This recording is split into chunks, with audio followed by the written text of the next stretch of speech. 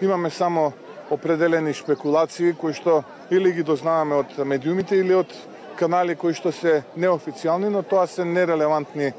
информации кои што доаѓаат до нас. Навистина се срамам ова што го прават Ковачевски и Османи на граѓаните на Македонија, а она што го направи Османи прифаќајќи договор кој што веќе е одбиен неколку месеци претходно, веќе не е ни домат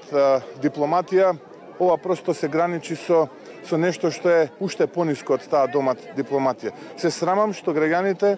плаќаат практично пари на ваков тип на политичари да земаат плати и да уживаат привилегии на грбот на народот, кој што едвој крај со крај во овие кризни времења врзува. Навистина е